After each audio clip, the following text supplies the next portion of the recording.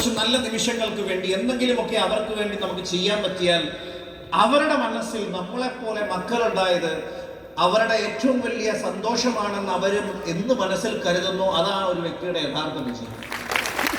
അങ്ങനെ ഒരു വിജയിക്കുന്ന വ്യക്തിയായി മാറാൻ ആഗ്രഹമുള്ള ആളുകൾക്ക് ഈ ബിസിനസ് ശക്തമായ ടാർഗറ്റ് വെച്ച് നിങ്ങൾ അതിനുവേണ്ടി വർക്ക് ചെയ്യുക. എനിക്ക് എൻ്റെ പാരൻസിനോടൊപ്പം പല പല രാജ്യങ്ങളിൽ പല പല നല്ല നല്ല സ്ഥലങ്ങളിൽ അവർക്ക് സന്തോഷമുള്ള കുറേ ദിവസങ്ങൾ അവർക്ക് സമ്മാനിക്കാൻ പറ്റിയിട്ടുണ്ട്. അതൊക്കെ ഈ ബിസിനസ്സിലെ ഏറ്റവും വലിയ അച്ചീവ്മെൻറ്റ്സ് ആയിട്ട് ഞാൻ കാണുന്നു. ലോകത്തിലെ ഏറ്റവും മികച്ച സൗകര്യങ്ങളൊക്കെ ഒന്ന് കാണിച്ചു കൊടുക്കണം. നെക്സ്റ്റ് അവർക്ക് അതൊക്കെ മിസ് ചെയ്തിട്ടുള്ള ആൾക്കാരാണ്. അവരോടൊപ്പം എൻ്റെ പാരൻസ് മാത്രമല്ല, എൻ്റെ വൈഫിൻ്റെ പാരൻസ് ഉൾപ്പെടെ ഞങ്ങൾ പല പല സ്ഥലങ്ങളിലൊക്കെ പോകാൻ പറ്റിയിട്ടുണ്ട്. അതൊക്കെയാണ് കാരണം. പ്രായമുള്ള ആൾക്കാരൊന്നും നാച്ചുറലി നമ്മളോടൊപ്പം എപ്പോഴും ഒന്നും കാണണമെന്നൊന്നും ഇല്ല. ഇപ്പം പല ആൾക്കാർക്ക് ഇന്ന് മാതാപിതാക്കൾ ജീവനോടെ ഉള്ളവരുണ്ട്. അവരൊക്കെ സൗഭാഗ്യം ചെയ്തവരാണെന്നാണ് ഞാൻ പറയുക. അവർക്ക് അവസരങ്ങളുണ്ട്.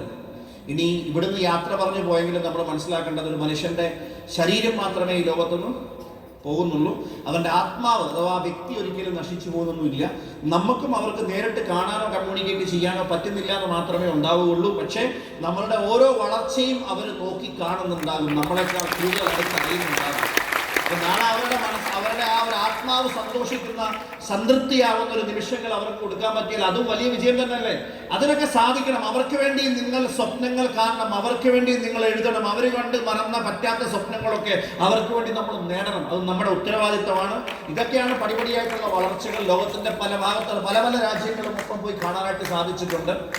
എൻ്റെ ഫാദർ മരണപ്പെട്ടതിന് ശേഷം ആക്ച്വലി എൻ്റെ മദറിന് ഒരുപാട് മാനസികമായ ഒരു സങ്കടവും പ്രയാസങ്ങളും ജീവിതത്തിൽ ഒരു മടുപ്പ് തോന്നുന്നൊരു സമയമൊക്കെ ഉണ്ടായിരുന്നു.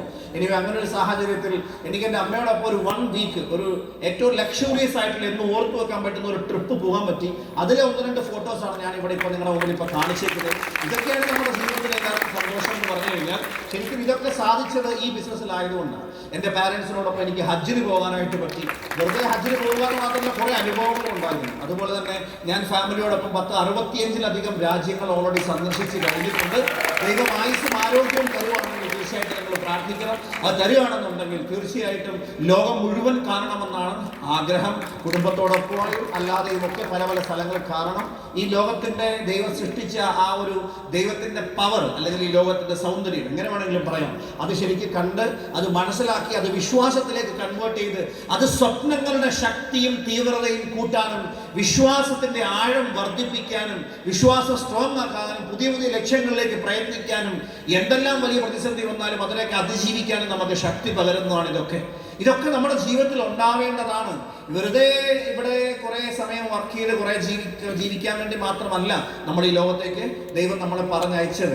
ഇതൊക്കെ നമുക്ക് കാരണം നമ്മുടെ അച്ചീവ്മെന്റ്സ് മറ്റുള്ളവരോട് ഇൻസ്പയർ ഉണ്ടാക്കണം.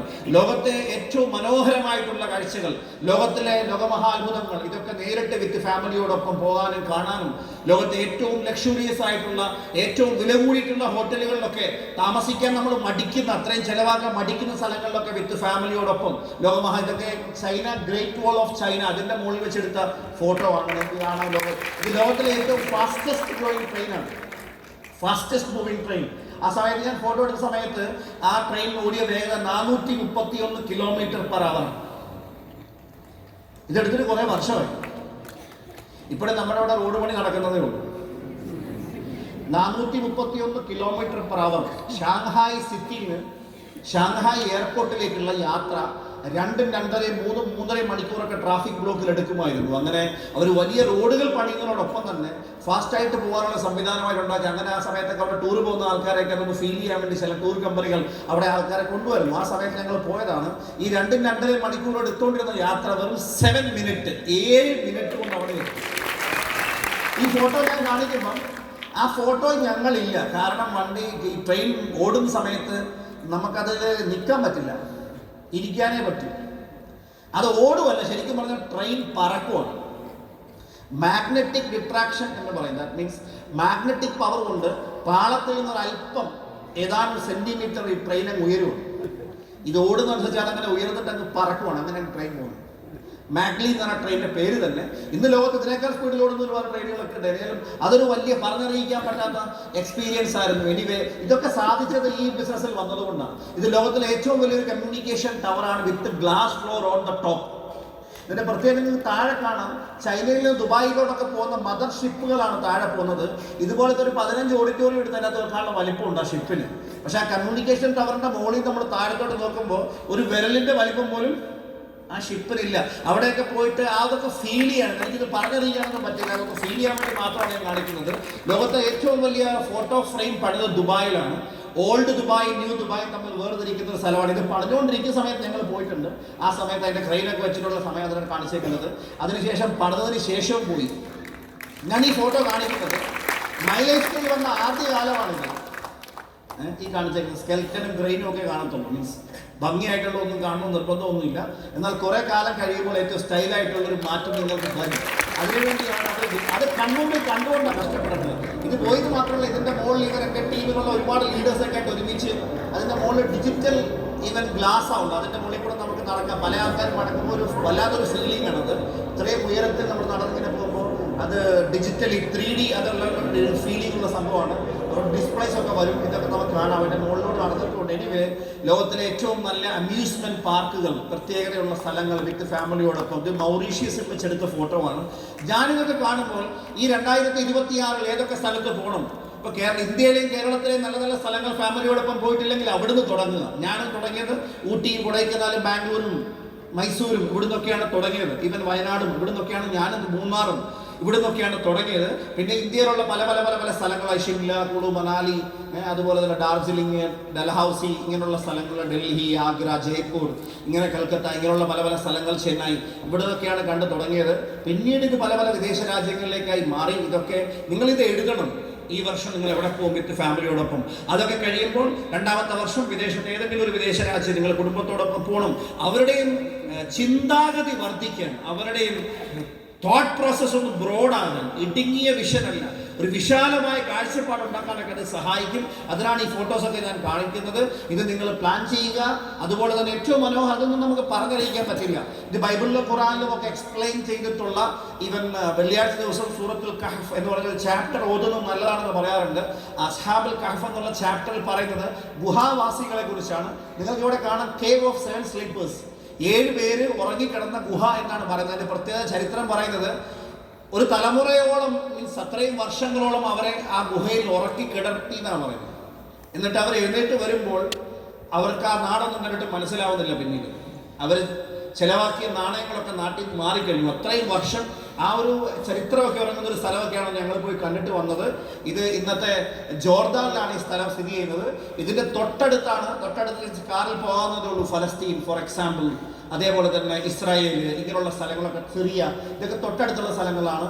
അതുപോലെ തന്നെ 2000 വർഷങ്ങൾക്ക് മുമ്പ് ആയുധങ്ങളും അല്ലെങ്കിൽ ടൂൾസും സിമെന്റും ഇതുപോലത്തെ സംവിധാന ടെക്നോളജി ഒന്നും ഇല്ലാണ്ട് 2000 വർഷം മുമ്പ് പർവ്വതങ്ങൾ തുരന്ന് കാർവിംഗ് ചെയ്തിട്ട് അവർ വലിയ വലിയ പട്ടണങ്ങൾ ഉണ്ടാക്കി. അതുപോലത്തെ പട്ടണങ്ങൾ ഇന്ന് മണ്ണിനടിയിൽ നിന്ന് അവർ കണ്ടെത്തുന്ന പുരാവസ്തുക്കാർ കണ്ടെത്തുന്നുണ്ട്. മണ്ണൊക്കെ കുഴിച്ച് പതുക്കെ പതുക്കെ പതുക്കെ അങ്ങനെ മാറ്റി വരുന്നൊരു ലൊക്കേഷനായിരുന്നു. അതിന്റെ കുറച്ച് ഭാഗങ്ങൾ മാത്രമേ മാറ്റിയിട്ടുള്ളൂ. ഈ മാറ്റിയ ഭാഗങ്ങൾ തന്നെ കണ്ടു തീർക്കണമെങ്കിൽ ഒരാഴ്ച എടുക്കും. എത്രയും വർഷം മുമ്പ്? 2000 വർഷം മുമ്പ്. ജീസസ് ക്രൈസ്റ്റ് ഒക്കെ ജനിക്കുന്ന സമയം മൂസ അല്ലെങ്കിൽ മോസസ് എന്ന് പറയുന്ന ആൾക്ക് ഒരു വടി കിട്ടുകയും ആ വടി അടിക്കുകയും പല സ്ഥലത്തും ഇങ്ങനെ വെള്ളം വരികയും പല ഗോത്രത്തിലുള്ള ആൾക്കാർ പല ഉറവയിൽ നിന്ന് വന്ന വെള്ളം കുടിക്കുകയൊക്കെ ചെയ്യുന്ന സന്ദർഭങ്ങൾ ഹിസ്റ്ററിയൊക്കെ പറയുന്നുണ്ട്. ഈ സ്ഥലങ്ങളൊക്കെയാണ് ഞാൻ ഈ കാണിക്കുന്ന സ്ഥലങ്ങൾ. ഇതൊക്കെ നേരിട്ട് പോയി കാണാനും ആ സിറ്റുവേഷൻസ് ഒക്കെ ഇതൊക്കെ പറഞ്ഞറിയിക്കാൻ പറ്റാത്ത വിശ്വാസങ്ങളാണ്. സാധാരണ നമുക്കിതൊരു പ്രോഗ്രാമുകളൊന്നും എക്സ്പ്ലെയിൻ ചെയ്യാൻ കഴിയില്ല. ആയിരക്കണക്കിന് വർഷങ്ങൾക്ക് മുമ്പ് അവർ പണി കഴിപ്പിച്ചിട്ടുള്ള മനോഹരമായ സ്ഥലങ്ങളൊക്കെയാണ്, സിറ്റീസ് ഒക്കെയാണ്. ഇതൊക്കെ വിത്ത് ഫാമിലിയോടൊപ്പം പോകാൻ പറ്റി. ഇത് ലോകത്തെ പുതിയ വണ്ടേഴ്സിൽ ഒന്നാണ്. ഞാൻ നേരത്തെ പറഞ്ഞതുപോലെ ഒരു പർവ്വതം തുറന്നെടുത്തിരിക്കുന്ന ഒരു ബിൽഡിംഗ് ആണെന്ന് കാണാൻ പറ്റും. അതൊരു ശവകുടീരമാണ്. ആക്ച്വലി ഒരു കെട്ടിടം പോലെ ഉണ്ടാക്കി വെച്ചേക്കുവാണ്. ഒരു ടൂള് പോലും ഇല്ലാതെ കാർവ് ചെയ്തെടുത്തേക്കുന്നതാണ് ആ ബിൽഡിംഗ്. അതുകൊണ്ടാണ് ആ ബിൽഡിങ്ങിനെ ലോകമഹാത്ഭുതങ്ങളിൽ ഒന്നായിട്ട്, ഏറ്റവും ലേറ്റസ്റ്റ് വണ്ടേഴ്സിൽ ഒന്നായിട്ട് ഇത് പെടുത്തിയിട്ടുള്ളത്. ബേസിക്കലി ഇതൊക്കെ നേരിട്ട് വിത്ത് ഫാമിലിയോടൊപ്പം കാണാൻ പറ്റി. അതുപോലെ ഏതൊരു ഇന്ത്യക്കാരൻ്റെ, ഒരു സാധാരണക്കാരൻ്റെ സ്വപ്നമാണ് യൂറോപ്യൻ രാജ്യങ്ങളൊക്കെ കാണുക എന്നുള്ളത്. യൂറോപ്പ് ഒരുപാട് ബ്യൂട്ടിഫുൾ ആണ്.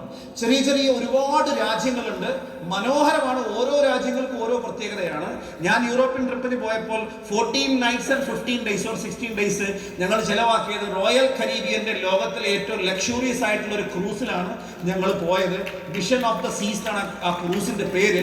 അതിൽ ഇത്രയും ദിവസം ഞങ്ങൾ യാത്ര ചെയ്തു. രാത്രി കപ്പൽ സെയിൽ ചെയ്യും, പകല് ഏതെങ്കിലും ഒരു രാജ്യത്തെ മനോഹരമായി റോമിൽ കൊണ്ടുവന്ന് ഫോർ എക്സാമ്പിൾ അവർ ഡോക്ക് ചെയ്യും. അപ്പോൾ റോമിൽ നിന്ന് രാവിലെ അതിനകത്ത് കുറേ സൈറ്റ് സീയിങ് ടൂറുകളൊക്കെ ഉണ്ട്. നമ്മൾ സെലക്ട് ചെയ്യും, അതിൻ്റെ പേയ്മെൻറ്റ് കൊടുക്കും. അപ്പോൾ ഷിപ്പിൽ നിന്ന് നമ്മൾ പുറത്തേക്ക് ഇറങ്ങും, അവിടെ ആൾ വരും, വിളിച്ചുകൊണ്ട് പോകും. വൈകുന്നേരം ഒരു 6 മണി ഒരു 7 മണിയൊക്കെ ആകുമ്പോൾ നമ്മൾ തിരിച്ചു കൊണ്ടുവിടും. ഒരു 7:30 ആകുമ്പോൾ അത് വീണ്ടും സെയിൽ ചെയ്യും, അടുത്ത നഗരത്തിലേക്ക് പോകും. ഇങ്ങനെയാണ് യൂറോപ്പ് രാജ്യങ്ങളൊക്കെ കണ്ടു തീർത്തത്.